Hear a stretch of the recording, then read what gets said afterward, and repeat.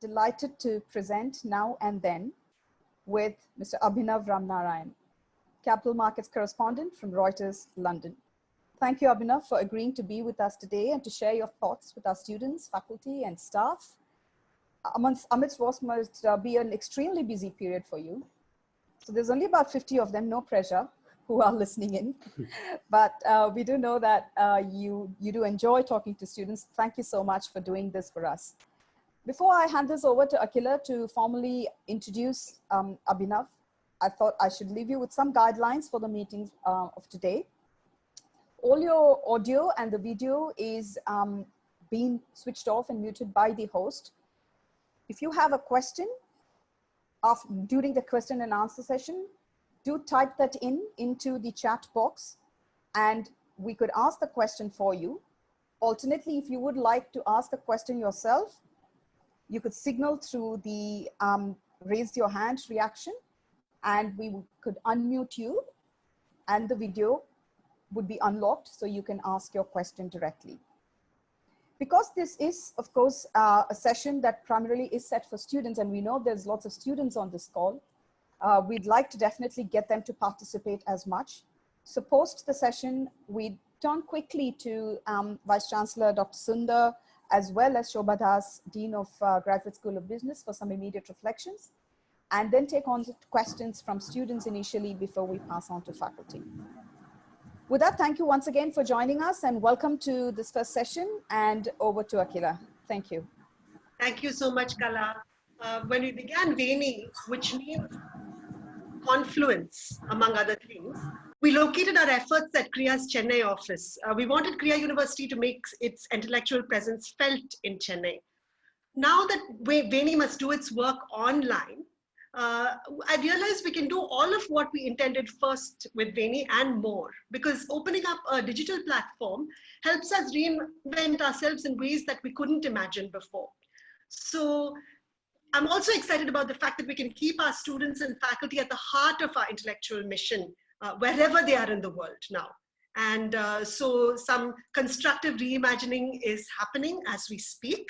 And we're very excited to have you all help us be part of this new confluence, faculty, staff, students, this new braid that we are creating in reimagining VENI. Which brings me to our first speaker in VENI's student edition. He's speaking exclusively for our Krea students in the Graduate School of Business and in the School of Interwoven Arts and Sciences, as part of the VENI series where creativity meets critical thinking. Of course, faculty and staff are also allowed to be part of this, but the students are in the foreground. Abhinav Ramnarayan is part of the mergers and acquisitions team at Reuters News, covering the biggest initial public offerings, rights issues, bond deals, and corporate restructurings in the UK and Europe. In the UK, prior to Reuters, he has worked at IFR, which is, I think, International Financing Review, the Metal Bulletin, the Guardian, and even done a stint at the, I think, Daily Mail. He has a master's, his second, in print journalism from the University of Sheffield in 2008. Before his move to the UK, he worked in Chennai at Mint newspaper, Live Mint, which you will see online a lot, and the Hindu Business Line. He has both his BA and MA in English literature from Loyola College. That's in this period between 2000 and 2005, and is an alumnus of the school KFI. In the spirit of cross-disciplinary learning and inquiry, we have Dr. Kalyan Chakrabarti to help moderate Abhinav's session, Now and Then, covering capital markets during the COVID-19 and 2008 financial crises. A faculty member from the School of Interwoven Arts and Sciences at Krea, Kalyan holds a PhD in biophysics on nuclear magnetic resonance spectroscopy of proteins from the Indian Institute of Science. Working in the interface between biology and chemistry, he's held researcher positions at the Max Planck Institute in Germany, National Cancer Institute in the US, and then Howard Hughes Medical Institute at Brandeis University in the US. He spends his time between classrooms, labs, endless coffees, and bicycling, not necessarily in that order. He has a professional curiosity about the protein molecules on the coronavirus that allows them to latch onto our body. Thank you, Kalyan, for agreeing to serve as a moderator today. And I'll turn over to you in a minute. But before that, I'm going to ask Abhinav something. Abhinav, a journalist's job in life can be very exciting. Help us understand what it's like to be you at this moment. Describe to us the immediate chain of events that took you to a conference in Berlin in late Feb, a quick visit to Chennai in March, and a dash back to London just before the COVID-19 crisis hit. You just squeaked through. What have you been doing since you got back? Thanks very much, Akila.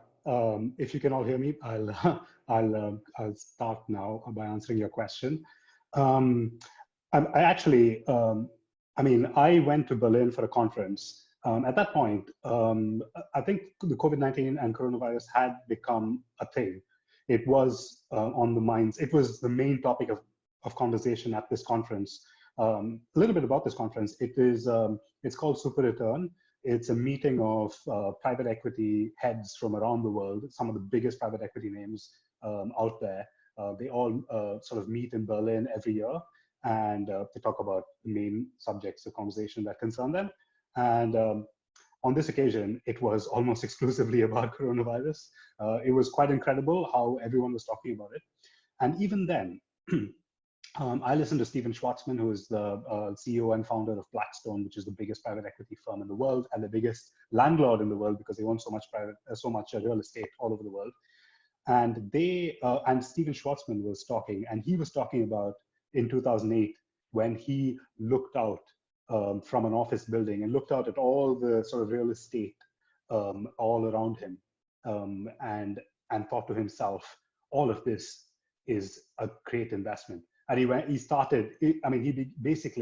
his star rose in that period when he started buying up real estate through the sort of in the aftermath of the 2008 crisis.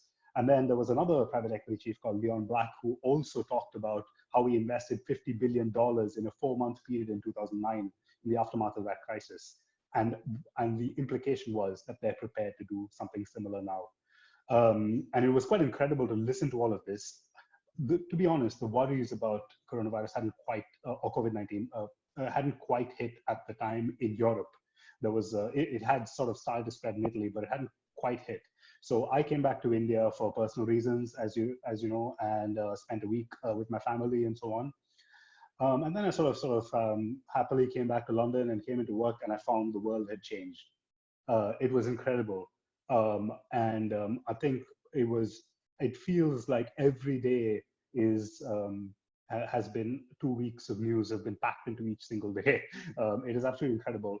Just in terms of my emotions, it's very interesting to observe because you have, on the one hand, your personal emotions, which are fear, anxiety, worry, and worry for the people you love, and sort of the sadness of seeing all the deaths sort of in the news on a daily basis. On a professional level, I hope it doesn't sound callous to say that it is actually quite exciting. You get the sort of adrenaline pumping through your veins because you're covering the biggest story of your lifetime.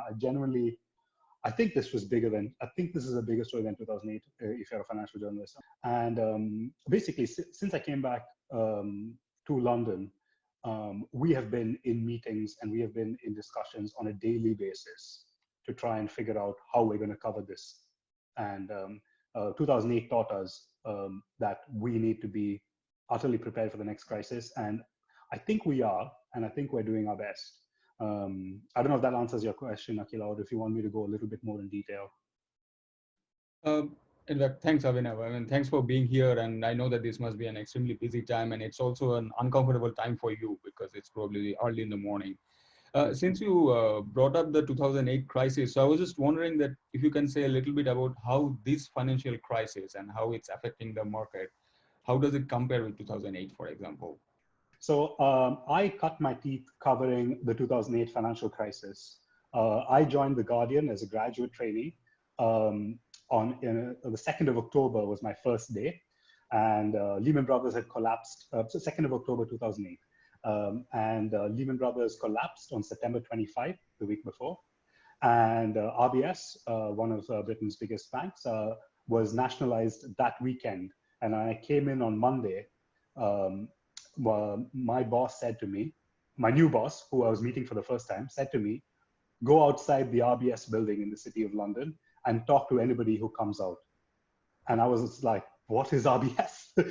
I mean, you know, it was, I mean, not quite, I'm exaggerating, but I literally had very little idea of what to expect. And I knew very little about the British banking sector. I learned very quickly. To answer your question, Kalyan, it is similar in the sense that as a financial journalist, you are very much in the spotlight and in the thick of things. So in my first week at The Guardian, I had a story, I had my byline on the front page. You know, back when newspapers were still, the physical copies still mattered. I had a number of stories in The Guardian in the sort of following few months covering the financial crisis on a fairly basic level compared to now. I was just looking at the overall picture, whereas now I'm much more specialized. But there were a lot of similarities. And there is that sense of the world changing forever that you sort of have every day. And you also carry with you the sort of awful emotions inside you that people are losing jobs, that and in this case, people are dying. And also, I found this time round, because I have a better understanding, having worked for 12 years in the financial journalism sector, I have a sense this time round of how the systems work. So when I see Italian government bond yields rise, it sounds like the driest, most niche thing. But when I see those bond yields rise to intolerable levels, it sounds dramatic, but I can see people losing jobs. I can see people dying because, you know, they could tip into a crisis. And there was one day when there was a huge sell-off in Italian government bonds, which would have meant the government would have found it very difficult to borrow the money they need to tackle this crisis. And that day I went home with a heavy feeling in my heart, like there was a stone in my heart. And it was actually really challenging. And I considered talking to some of my managers about like how I was, the emotional toll of reporting on this. But I mean, fortunately, this time around, compared to 2008, the regulators and the policymakers have been very quick to react. Whereas in 2008, they were sort of either deer in the headlights or in denial, or they just didn't understand the scale of the problem. Whereas this time around, I think we're seeing politicians around the world react very quickly and very rapidly. So that's one big difference between 2008 and now. So since you were in London, and then, I mean, from the trenches, how it's looking like, the situation in London or in Europe in general, or how are the markets in Europe doing in this crisis or before the crisis, for example, in Italy and maybe in London, if you can shed some light on it. Yeah, so on a sort of technical level, I cover capital markets, as Akila mentioned. I basically look at any way in which a company raises money, either through a stock market listing on the stock market or by issuing a bond. Because I've covered both those areas in the past, I've been given this sort of dual role where I cover fundraising across classes, asset classes. And the immediate reaction over here was the stock market fell like a stone. It was almost unprecedented. We were writing about record levels of stock market falls on a daily basis. We were writing about record falls in bond markets almost on a daily basis, especially corporate bonds, but also, as I mentioned, Italian government bonds and Italian stocks, Italian banking stocks, which are very sensitive to government's borrowing costs.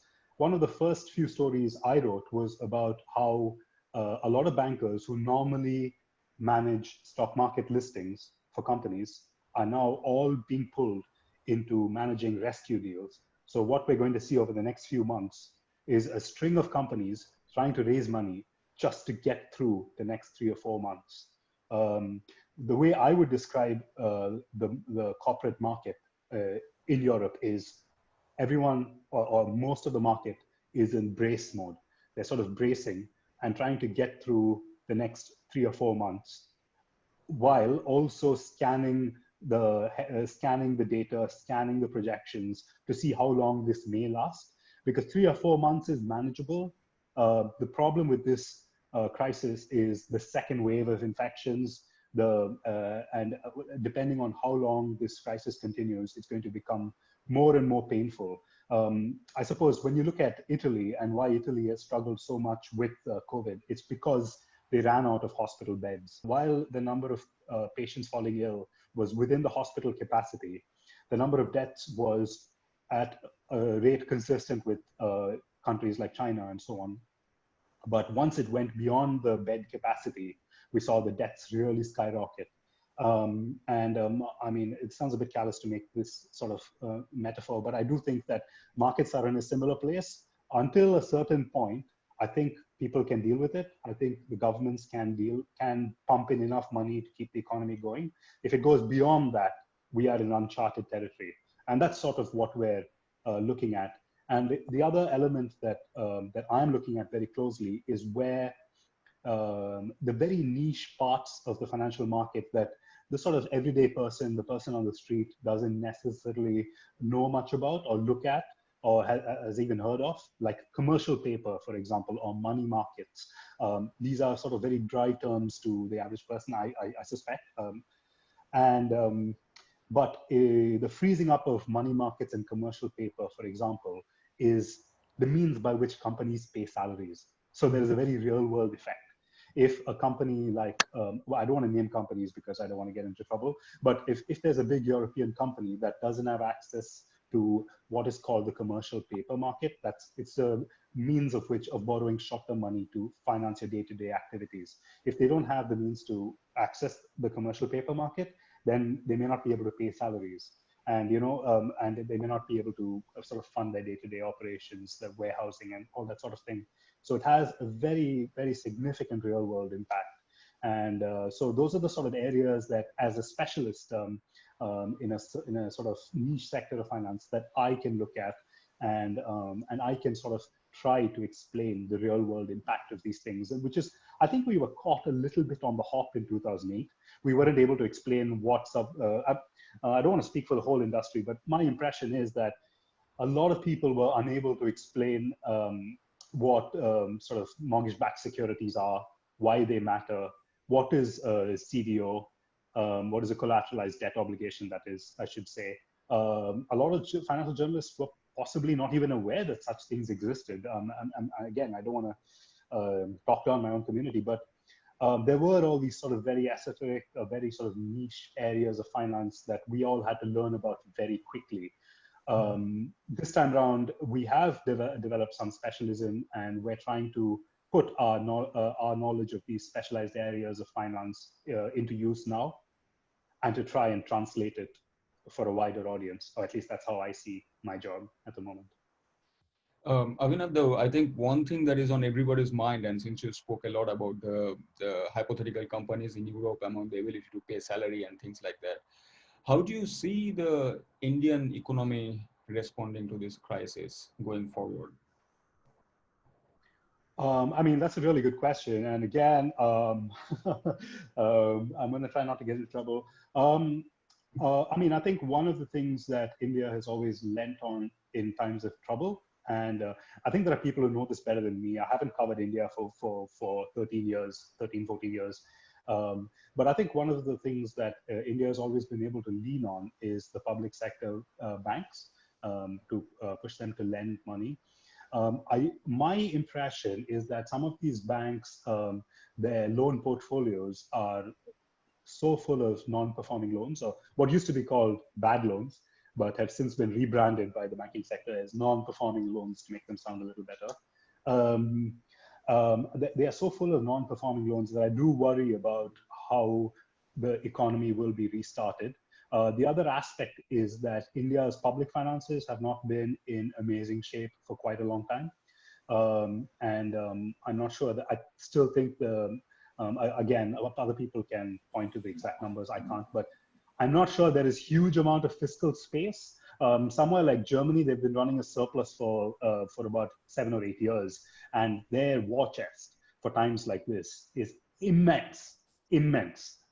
And countries like the US and the UK, to a large extent, are able to borrow extra money. And even if it adds massively to their debt burden, the pressure on their sort of debt dynamics is not immense. Britain can take on, Britain runs a debt of 80% as a proportion of their gross domestic product. That can go up to 105, 110% without causing too much trouble, in my opinion, because there are many countries around the world that have a debt to GDP ratio of over 100%. Whereas I think it's more problematic for countries where the debt dynamics are not so high and the credit ratings are much lower. India is a triple B rated country, whereas the US is triple A rated.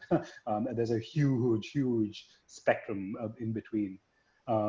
So I do think it's a bit problematic for India, but at the same time, I do have a lot of faith in, this is a bit of an intangible, but I do think that India's sort of philosophical approach to life will, I mean, I think Indian people are very strong because they weather a lot of storms in a way that maybe some Western countries can't. We weathered the tsunami, we weathered a lot of, well, pun unintended, we weathered a lot of other difficult situations very well. So the resilience of the sort of Indian people is, I know that's an intangible, that's not something I should sort of point to as a financial journalist, but I do think it will stand us in good stead. I don't know if that helps. Sure, sure. No, it's very interesting. So to come back to your career path as a journalist that sort of took you from the Deccan Chronicle to now the business and finance journalist in Reuters. So how does it, how do you describe your journey and what have been the highlights? It was a very bizarre journey. You mentioned Deccan Chronicle, but I actually, one of my main jobs at Deccan Chronicle was to go to parties and take pictures of glamorous people, preferably women. Those were my instructions. That's not my personal opinion. So that's how I began my journalism career. And I was in charge of the teen page, so I had to write articles that were sort of appeal to teenagers. I had a sort of blank sheet. I could write whatever I wanted. It was an amazing start, actually. I absolutely loved that job. And it was a lot harder work than it sounds, actually. I sort of moved to Business Line partly because they offered me a bigger salary. I mean, to be perfectly honest, a much bigger salary. Even though we're talking a move from 8,000 rupees a month to 17,000 rupees a month. So we're not talking huge amounts of money here. I went to Business Line, and it was a great, I think it was a great experience because they were willing to take me on even though I didn't know anything about business, but they just wanted people who could write, and they said they felt like I was a good writer, and they felt that they could teach me business. And it's very hard, it's unbelievable to me that that decision has led to the chain of events that has led me here to be a financial journalist in London at this time. It's quite incredible. But I learned a lot at Business Line. And then I made the switch to Mint. Mint was just launching in India at the time, so I was part of the group that launched Mint in India, and it was another amazing learning experience because we had a lot of Indian diaspora, I suppose, or Indian origin folk from abroad. Raju Narisetti, who was editor of Wall Street Journal Europe. My direct manager was Anjana Menon, who was at Bloomberg in London, and so there were these people who had been trained abroad and had come back to India to help launch the paper.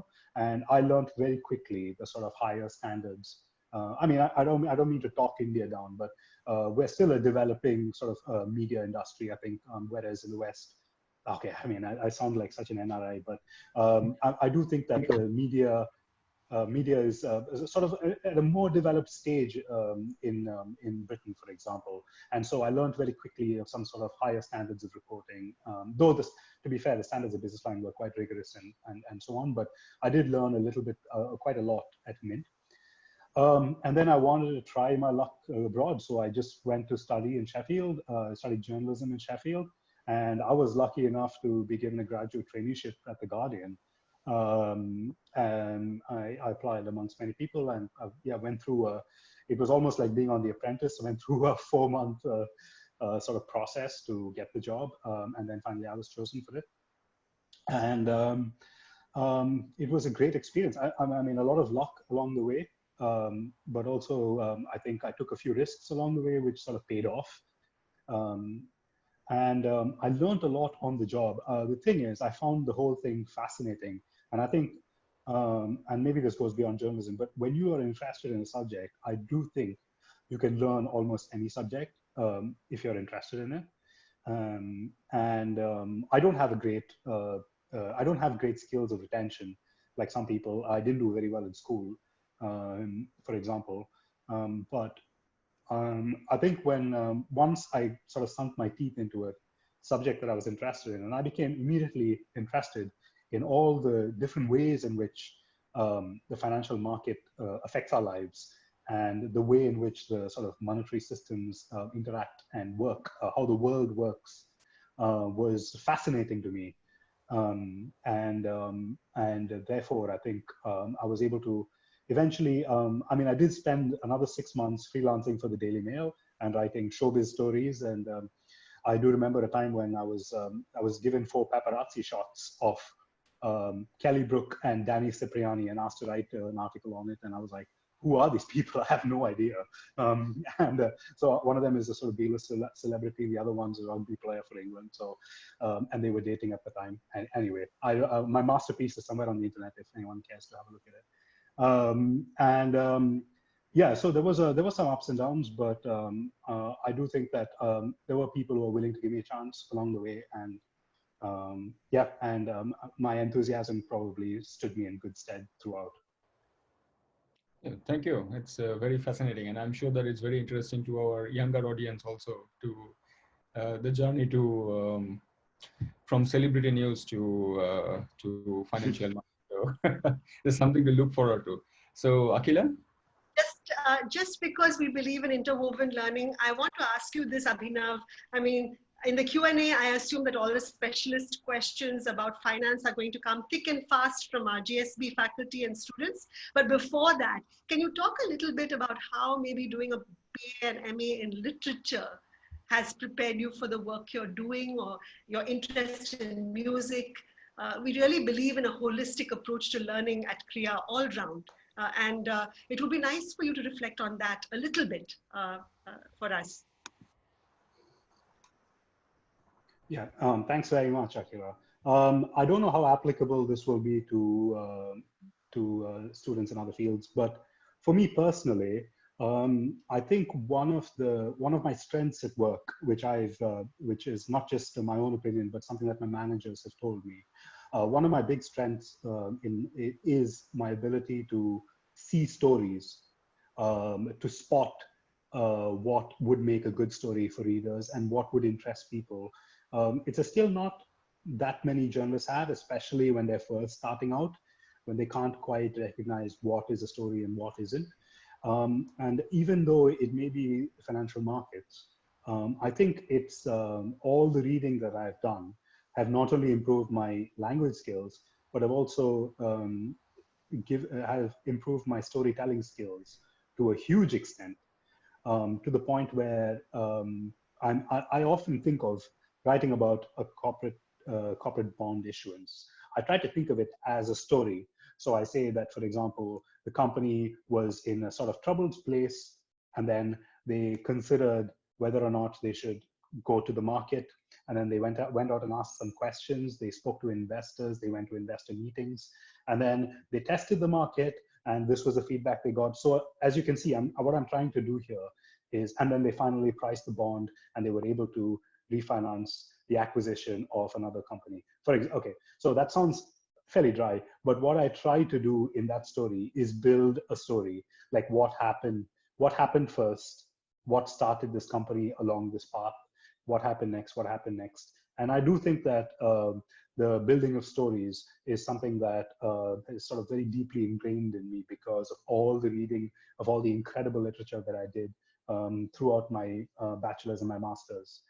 And it's also helped me view a story about Kelly Brook and Danny Cipriani the same way I would view a story about a sort of securitization deal in in Britain, of supermarkets or whatever it is, you know. I mean, not view it in the same way, but take the same approach, if you like. So I do think that has helped me a lot. In a very practical sense, I do think that just being able to switch off from journalism and read a book for half an hour during a lunch break, or listen to music while you're going down to the shop to buy a sandwich. These things, I think, just make such a huge difference, just to switch off that valve, just turn off for a bit and turn back on, and to give your mind a different type of exercise, you know, because sometimes you feel exhausted, but then you find you're able to play the guitar for a long time, or you're able to, like, you know, read a book or do some creative writing even, which is very different from your day job. You find you have energy for those things. And that's, I think, in my sort of self-diagnosis, I think it's because you're exercising a different part of the brain, as it were. So I do think all of it contributes towards my performance and my job. Good afternoon, everyone. Kala and Akila, thank you for putting VENI online. I think it's great to do this. And Abhinav, before I get to you in a second, let me just say a big hello to all the students from both GSB and SAIS. I hope you're all safe and sound wherever you are. And I know the GSB students are already online in classes, and other SAIS is going to start on Monday. Wish you all the best. Abhinav, it's great to connect with you, and thank you for taking the time and share your story of how you went from KFI to Loyola to England, and now reporting on the front lines of this. You know, I was reading somewhere, and maybe it was a CEO of Delta Airlines, and I thought he had it quite right, and it's an American perspective, but he felt that this was a combination of 2008, the SARS epidemic of 2002, 2003, and 9/11 all rolled into one. You know, and I thought that was an interesting take from the head of an airline that's, you know, as one more industry that's in sort of deep trouble. And I think, you know, I was curious whether you felt, since you started, as you said, you cut your teeth literally a few weeks after Lehman Brothers collapsed, whether you feel that this analogy that he has, you know, in terms of how combining three major events that shook the globe in the last 20 years is fairly apt. And of course, who knows, because we are living through this, maybe in another 7 months, we'll look back and have a better hindsight. But as we're living through this, whether you felt he had hit it spot on. My question really is, you know, more closer to your home, UK. Has COVID pretty much knocked Brexit off the front pages? And what does this do to the concept of Europe itself? Do you feel that European countries will now start reimagining what does it mean to be Europe, or will they take a leaf out of this from England and then say, maybe it's time that we also move away from this open borders, open trade, open regime? So I'm an international economist, so for me, it's always interesting how we reflect on these things. And for somebody like you who covers markets that requires global trade and finance, do you feel like Brexit will result in other examples in Europe wanting to exit? Thanks so much for the question. I mean, it's such a great question because we ask ourselves that almost on a daily basis. I just wanted to first address the Delta Airlines comment. I think certainly for the airline sector, it does feel like all of those crises combined. For the wider economy, I'd say one thing that's far better in this. I mean, a lot of people forget that in 2008, the banking system was on the verge of collapse. And what that means is people's deposits were at risk. Companies' ability to finance their day-to-day activities was at risk. Basically, our entire way of life was at risk if the banking system collapsed. It was a massive, massive, massive deal. The regulators learned their lesson. And what we have this time around is a banking system that's far more healthy, which has far more capacity. So, and they are able to help us. I mean, ironically, the banks are able to help us see through this particular crisis, assuming it has a sort of fixed end. I mean, I don't know what happens if this goes on for a year and a half. At that point, we might be in trouble. But I do think that this is a very severe crisis comparable to 2008, but I don't think it's I'm only talking about the economy. I'm not talking about as a health crisis is far worse than 2008, of course. But in terms of the economic crisis, I don't think it's. I think it's as bad, but I think it's difficult to say it's much worse. Yeah. So that's just to address that Delta Airlines comment. On a wider, to answer your question about Brexit, it has knocked Brexit off the headlines, that's for sure. But I do think that will change as we get closer to the Brexit date. Once the negotiations begin, I do think Brexit will become a huge thing and sort of maybe even sort of intensified because of this crisis. And as for your question about Europe, whether the European, I mean, I take it to mean, I assume you're referring to the European Union. I think a lot depends right now on how countries like Germany and the Netherlands react to the crisis in Italy. Italy needs help. Italy is heavily indebted. Their debt could reach sort of unsustainable levels very quickly as they try to get their economy back on track without help. If they get the help that they want from the Eurozone, then I think the Euro can continue. And the European Union can continue as a. If they don't get the help, as of now, it sounds like there's some German opposition to this idea of issuing joint Corona bonds. They're called Corona bonds. They're not officially called that, but people are referring to them as that. Then I think we do have to ask serious questions about the future of the European Union. And believe me, we spent a lot of time thinking about this and looking at what stories we can break in this regard. I can't say much more because there are some stories that are ongoing, but yeah, that is a massive topic of conversation here. I hope that answers your question. Thank you. Thank you very much. On to you, Kala, and the others. Thank you. So before we do have questions coming in, but I thought it'd be fair to just quickly bounce off to Shobha, Dr. Shobha Das, Dean of GSP, for her initial reflections and some comments. Thank you, Abhinav. It was really a pleasure to hear a young person with so much experience in his 12-year career in the financial industry, who also writes really well. So I'm sure your articles are really well read in terms of your audience. My question to you was in terms of the recession that followed the 2008 crisis. When people look back, they saw three kinds of recoveries: a V-shaped recovery where it dipped but came back, a U-shaped recovery where it was a little bit more prolonged and it never really got back to earlier levels, and the final one, an L-shaped recovery where it never really got back. The first V is associated with Canada, the U with US, and the L with Greece. Based on your sort of close observation of the capital market right now, where do you think we are going with the recession? How long in terms of recovery, not for how long it'll last, but the bounce back? What kind of shape will it be, V, U, or L overall? Thanks for your question and thanks for your kind words to start with. I mean, it's again a question that a lot of fund managers are asking themselves. I think tomorrow, if the virus, not tomorrow, let's say 3 months down the line, the virus stops spreading, COVID-19 comes under control, a vaccine comes into the market. Let's take a hypothetical situation where a vaccine comes into the market and the problem is solved. I think we'll have a V-shaped recovery because the underlying systems are sound. The underlying economy is, it was a very late cycle economy, so a recession was overdue, but there's nothing, I don't think there's too many fundamental issues with the economy, apart from the high debt levels of companies and countries. But that is, I don't think it would be an impediment to a V-shaped recovery. There would be a very rapid recovery.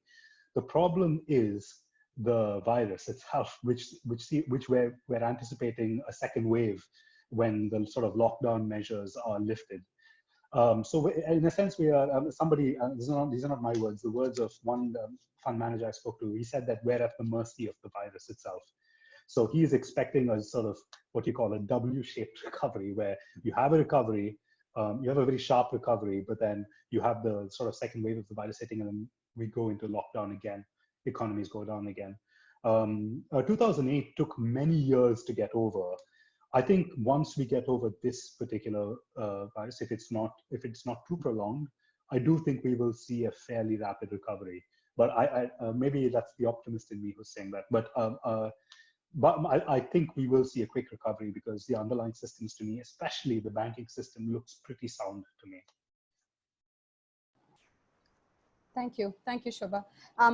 We've got a question here from Shankar, and I think that links back to the recovery response, I think, to some extent. And it goes, assuming the current crisis will take some time to resolve, do you believe that the finance world has the plan ready to recovery? And will it change some of the traditional approaches followed in the markets, be it valuation of assets, handling growing bankruptcy claims, or writing off bad loans, and so on? Really good question. I'm a bit of a cynic in this. I mean, it didn't take us too long after 2008 to start sort of piling on the debt again. And I mean, to be fair, we did learn the lessons in terms of the banking system, but I suspect it will be business as usual in most sectors. I think that in specific sectors, we might see some changes. For example, in my opinion, the fact that we are having this video conversation or video conference, and we've all discovered Zoom now, I think that is a huge game changer. I mean, it has accelerated video conferencing by a huge amount. So I think you'll see maybe less sort of travel for work, for example. Also, I mean, the optimist view again, and I hope this is true. I don't know if this is hope or sort of a prediction, but I do think that we might move towards a slightly more environmentally conscious society, possibly. That you know, we come out and we've already seen the air clearing over Italy. We've seen the sort of wildlife returning to Venice's rivers, and even here we can already sort of sense the sort of slightly improved sort of air quality. And maybe and apparently China, a lot of the smog is lifted apparently in places like Wuhan. So I do think that we might move towards a more environmentally conscious society. We might move towards, I think the airline industry could take a hit, and maybe the auto industry. The auto industry was in decline already, and this could deal a massive body blow to it, I think, if that makes sense. And I suppose the other really interesting aspect is the political aspect. We're seeing conservative governments, we're seeing people like Donald Trump and Boris Johnson all spend huge amounts of money, and we're seeing the sort of healthcare systems being lauded. It happened in India. Everybody came out and applauded for healthcare workers. It happened here. It happens here every Thursday now. And maybe we will have the public sector a little bit more in our hearts when we come out of this crisis. Oh, that's partly hope though. Yeah, it's interesting you said that, because we kind of, probably the next question is from a student, and it kind of touches a bit on the whole socialism and where we sit. So Amartya Kumar Sinha sends his question, and he says, do you think that there will be a rethinking of global systems towards a shift away from capitalism? Also, as the globe sees how socialist countries are handling COVID-19, do you think a new demand for socialist systems will spring from the common people? We might see a bit of a swing towards socialism. I think that's very possible, but I don't think the overall capitalist system will collapse or be seriously impaired by it. And I just say that because we don't have a better system, in my view. I know it's not the most popular thing to say in a field where there are a lot of academics, but in my view, I think capitalism is the best system that we have. Even though it can be very callous and often prioritizes shareholders over employees, for example, and it leads to all kinds of atrocities being committed in some countries where accountability is less. But at the same time, I don't think we have a better, sort of more elegant system than capitalism at the moment. Maybe the way we view capitalism might change, and we might look at it sort of interwoven with monetary policy and government policy, and regulators might become more powerful and maybe rein in the excesses. But the simple example I would give is right now, if there is a company that is in deep trouble and can't access money and is outside the purview of government help, I'm thinking of, like, say, a retail company. You know, it's not an airline, it's not healthcare, it's not in one of the sectors that the government is prioritizing right now. Will those retail companies collapse, and will they be bought up by vulture capitalists? You know, and those vulture capitalists, they are in it for themselves, but they are also providing a service. They are providing a sort of floor, whereby companies don't collapse to their knees, utterly to their knees. So I do still think capitalism will continue, and it does solve a lot of problems, but not all the problems. And we need to have a sort of regulated form of capitalism, and maybe this will trigger that. Kind of divided the house slightly on that, but I think these are all interesting debates as we go. This comes again from a student. You've of course touched on quite a few industries that's going to be badly hit by the crisis. And I think what Sweta wants to allude to is asking, are there going to be any industries will actually benefit from the crisis? And who do you think they might? I mean, we're all using one particular company that's benefiting hugely from this crisis, and that's Zoom. And we've also seen, like, many, I think the tech stocks are now once again become one of the most crowded trades. After a while, it had started falling off because it was a very inflated trade, and the companies, like so many companies, were being I think, overvalued, frankly. But in this crisis, suddenly Amazon is doing amazingly well out of this crisis. A lot of people are using Facebook to conduct, and not just to talk to each other and, like, update their status, but, like, I have a friend who sells houseplants, and he uses Facebook and Instagram to advertise his goods, and a lot of people buy his plants off those apps. So I think the tech sector is going to come out a massive winner out of this crisis, a massive winner. Can you imagine all of our lives in lockdown without technology? It's very difficult to imagine. I mean, I know it happened during the Spanish flu in the sort of 1920s, but yeah, it is. I think the tech sector is one to keep an eye out for. And I haven't given it enough thought, but there are all sorts of strange sectors that are doing well.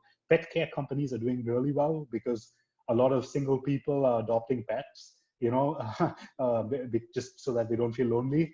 And so pet care stocks are sort of are soaring at the moment, which is something that honestly I could never have foreseen. It's not something I would have ever considered. Tech, to some extent, there's a logic behind it. Pet care companies is completely left field. I think there will be a lot of sectors. As of now, I don't have a clear picture on which sectors, but I think it will become clear in the months to come.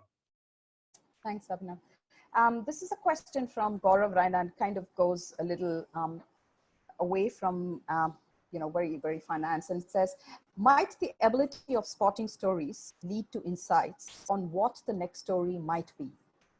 And if that might in turn give rise to financial insights, which otherwise others may not see coming.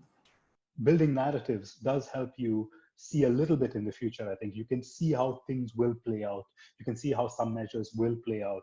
To give a very niche example, I remember when Italy had a sort of what I will now call a mini crisis. At the time we called it crisis, but it's nothing compared to now. When a very, very sort of anti-Euro government came into power in 2018. And I wrote a story about CDS, which is credit default swaps, which is a derivative instrument which is used, it's effectively used to insure against defaults. So a lot of people were buying Italy CDS on the basis they might leave the euro and default on all their debt, and then the CDS would pay out. And I wrote a story about, I looked at the CDS instrument and I saw all the flaws in the instrument, and I saw how it worked in Greece. And I wrote a story about how buying CDS was not necessarily going to insure you against an Italian default, and looked at deeply into why CDS is a deeply flawed instrument. And soon after writing the story, I found that Italy CDS was selling off. People weren't using it that much anymore because they slowly were coming to that realization themselves after the sort of initial panic of will Italy default? Will Italy leave the euro and default? And so I do think that being able to look beyond the sort of headline news and think of what the story is, what the story might become, does help you gain some insights. It does, yeah. Thanks. Thank you. And I think that's very useful for young students who are listening in. The next question comes from Shyama again from the faculty. And this is to do with comparing the US and the Europe and the impact. How might the financial and human impact of the situation differ greatly in a place like the USA, where healthcare is tied to employment and which has now broken 7 million in employment, versus countries in Europe which have some form of socialized healthcare? I think the answer is in the question, really, because I don't see how the US is going to cope with the healthcare crisis of this nature with the sort of unwieldy and impossible healthcare system that, I say impossible, but I should be careful what words I choose, but to me, it seems like a very, very, very challenged healthcare system. The US spends more than any other OECD country and by any other sort of developed rich country on healthcare, but it has one of the worst healthcare outcomes of all those countries. And so I do think it's a massive crisis for the US in many ways. And I think in many ways, a lot of countries in Europe are coping very well in comparison. The NHS in Britain, though Britain is more right-wing than many continental European countries, we still have the NHS, which is doing an unbelievable job. And they're building field hospitals within 9 days. There was an incredible one built in 9 days recently. But the one thing about the US is their buying power, their spending power is just so immense. They are testing so many more people than Britain is, for example. And at the moment, you see that a quarter of all sort of COVID-19 cases are in the US. I saw a statistic on the BBC the other day, and I was flabbergasted by that. But I think that's partly because they test so many more people. So I think they will, though their healthcare system may not be up to scratch, they will be able to spend their way towards some solutions. So I think it's a bit of a mixed picture there, but I do think on the whole, European countries will cope better because of the sort of existing healthcare systems here. But that's not an expert opinion, I should stress, because I'm not an expert on healthcare. We'll take that disclaimer for sure. Yeah. Thanks, Abhinav. Next one comes from Nikita from Media Lab team, and this has got to do with the soul of journalism. Her question is, journalists are being laid off and state-sponsored news organizations would rather believe things far from the truth. So what can you do to ensure governments are held accountable? And of course, the fake news is nipped at this important time. That is a massive story. I mean, it is such a massive story. I mean, it's the next story, because we want our governments to keep us safe, but we also want to protect our civil liberties. And over the next few months, we're going to be treading that line. I mean, is it right that police are lathi charging people who are outside their doors in India at the moment? They're probably helping stop the spread of the coronavirus. But is that right? Is that right for the rights of the individual? I mean, these are the kind of difficult questions that we will have to ask ourselves. In Hungary, the Hungarian premier has given himself emergency powers indefinitely, which basically, I mean, I think they give him an unbelievable amount of power indefinitely. And that could, some people are calling it the first European Union dictatorship. I don't know, I don't know enough about it to say if that's accurate, but it does look very scary. I texted my very close Hungarian friend and asked him about it, and he said, this is what we need to happen to keep us from slipping into a crisis. He was very clearly for these measures. So I think in the coming days, we are going to be treading that line between protecting our civil liberties and helping our governments keep us safe. I don't have a clean answer to that question of how. I think we have to, as much as possible, push back when permanent measures are being introduced. If there are emergency powers that are being enacted for the, see, I don't know, even when as I'm saying those words, I'm questioning myself. I think it is a very difficult line, but I think it's up to us as individuals, as citizens, to push back when the government takes a little bit more than it needs to. Thanks, Abhinav. Thank you so much. And I think that's the number of questions. Could I just call back Akila on? I thought I'll get you wrap up a bit, and I just wanted to also, because we have a fair bit of these young students, and Abhinav touched on this last bit, which has got to do with that whole heart and the ethics of the profession that you work in versus your responsibility and what's your right and, you know, to your profession and you as a civilian. And I think that was something you touched on very nicely, Abhinav, as well. So I think from the chat room, that's pretty much it. So Akila, I'll let you maybe also take some closing comments and yeah, formally bring this to a close. Yeah. I do have one final question, and I think I'd rather end on that question in Abhinav's voice than to, you know, say anything myself, except thank you. But the question is, what does it feel like to be so close to the money? Like on a day-to-day basis, like what does that do to you as a human being? And how does that shape the way you see the world? Wow, easy question.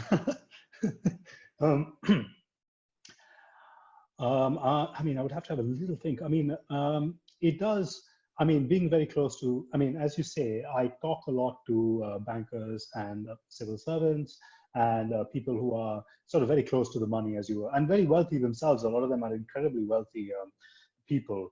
With the, you know, political views sort of commensurate with, you know, that sort of class of society. And I have very often asked myself, is this the right thing is this the right thing for me to be doing? Shouldn't I be writing on social issues? Shouldn't I be talking to people who are sort of lower down, sort of working class people and writing about their issues? I think I have sort of come to peace with the idea that I have my place in the sort of in the world of journalism, which is to try and understand how these systems work and how these sort of monetary systems work. And eventually, and I'm not sure I've been successful at this yet, I want to write about how this affects everyday people. I genuinely believe that if finance was a subject in schools everywhere around the world, 2008 wouldn't have happened. Maybe that's a bit glib, but I don't think it would have if people understood how finance worked from an early age and were taught it at an early age the way we are taught chemistry and other subjects that, many subjects that we never use really. And not to knock chemistry, but Where's Kalyan? and I'm so sorry. What I mean is that I think I see my place in the sort of I see my place in the system. I'm another cog in the wheel, and I'm comfortable with my place in the system. And being close to the money, it has changed me in some ways. It has changed me in like personally. I like a few comforts that I didn't before. You know, but I do think that overall, I'm sort of quite comfortable with my place in the whole system, and I have an understanding of systems, and my views have changed over the years. As you can tell, I'm not talking about. I don't talk about breaking down capitalism altogether and going back to a socialist utopia, because I'm not sure that's not what I believe anymore. Which I did when I was that's what I believed 10 years ago, but I don't believe that anymore. So in that sense, it has changed me because I understand the sort of elegant way in which financial systems and monetary systems work, and I admire it. But at the same time, I do want to retain that part of me that believes that ludicrous bonuses shouldn't exist, and that we shouldn't necessarily pay people millions and millions of pounds while other people can't eat. We produce enough food in the world to feed everyone, but there are loads of people starving, and that's still wrong, and that's still part of my everyday thinking. I hope that answers the question. Thanks, Abhinav. It was fantastic having you here, and good luck with your work, and stay safe and stay healthy in London. And thank you all for being here. It was wonderful. Thanks, Kala. Thanks, Akila, for organizing this, and looking forward to see you all soon. Thanks, Kalyan. Thanks, everyone, and look forward to more from us from VENI online, and we hope to bring more such speakers accessible on our systems. So thanks, Abhinav. Thanks for doing this on a Saturday. Bye. See you, everyone. Thanks for that. Thank you very much. Thank you so much.